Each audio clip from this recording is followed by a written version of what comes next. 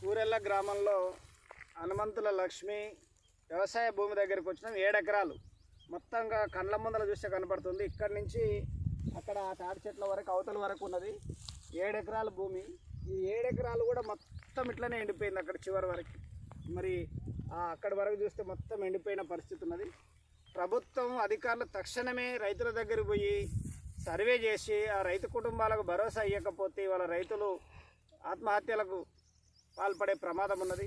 మరి చేసిన అప్పులు వచ్చి అప్పులలో దిక్కు బీగుతూ ఉంటే అప్పులు కట్టలేక ఇజ్జత్కి పాటలు పడి అవస్థలు పడుతున్న పరిస్థితి ఉన్నది. ఇప్పటిదాకంటే పంట వస్తుంది ఇస్తారనే ఒక ధీమా ఉండే. ఇప్పుడు ఈ పోయిన తర్వాత అప్పులు ఇచ్చిన వాళ్ళు కూడా ఎమ్మటి పడే ప్రమాదం ఉన్నది.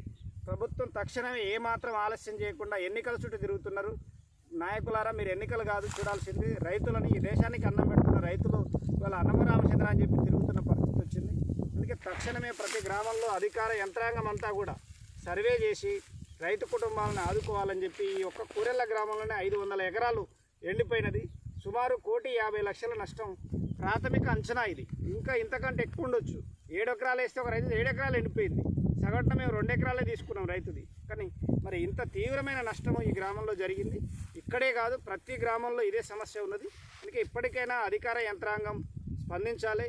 జిల్లా ఇన్ఛార్జిగా చూస్తున్న కోమటిరెడ్డి వెంకరెడ్డి గారు, మంత్రి గారు స్పందించాలి. ముఖ్యమంత్రి గారు మొన్ననే వచ్చిపోయినాడు. మరి ఇక్కడున్న ఈ బాధలు పట్టించుకుంటున్న పరిస్థితి లేదు. అంతా ఎన్నికల కోసం, ఎంపీ ఎన్నికల కోసం అరులు దాస్తున్న పరిస్థితి ఉన్నది. అది కాదు నాయకులారా, ఒక్కసారి ఈ దేశానికి అన్నం పెడుతున్న అన్నదాతల గురించి ఆలోచించమని చెప్పి సిపిఎం పార్టీగా డిమాండ్ చేస్తా ఉన్నాం. సర్వే చేసి పూర్తి స్థాయి వివరాలు, రైతుల జరిగిన నష్టాన్ని బహిర్గతపరచాలని చెప్పి ప్రతి ఎకరానికి 30,000 చొప్పున నష్టపరిహారం ఇవ్వాలని చెప్పి సిపిఎం పార్టీగా డిమాండ్ చేస్తూ ఉన్నాం. ఈ సర్వే చేసే వరకు, నష్టపరిహారం ఇచ్చే వరకు సిపిఎంగా ఆందోళన కొనసాగిస్తామని మేము హెచ్చరిక చేస్తా ఉన్నాం.